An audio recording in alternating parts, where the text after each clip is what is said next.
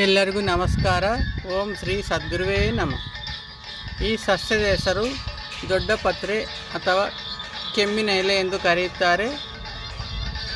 ಈ 2 ಎಲೆಗಳನ್ನು ಊಟದ ನಂತರ ಸೇವಿಸಿದರೆ ಜೀರ್ಣಕ್ರಿಯೆ ಸಮಸ್ಯೆಗಳು ದೂರವಾಗುತ್ತವೆ ಮತ್ತು ಕೆಮ್ಮು, ನೆಗಡಿ, ಶೀತ ಈ ಮೊದಲಾದ ಸಮಸ್ಯೆಗಳು ದೂರವಾಗುತ್ತವೆ. ತೆಲುಗಿನಲ್ಲಿ ಇದಕ್ಕೆ దగ్గు ಆಕು ಅಥವಾ దగ్గు తక్కువ చేసే ಆಕು ಎಂದು ಕರೆಯುತ್ತಾರೆ.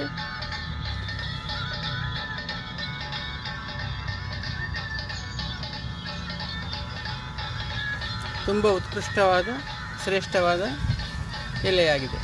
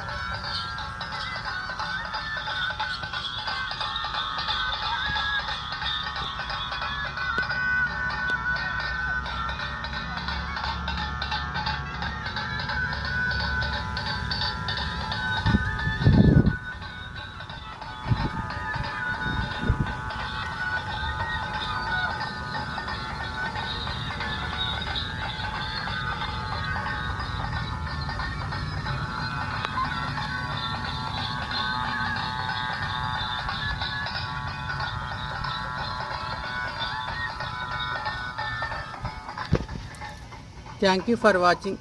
Please subscribe, like and share.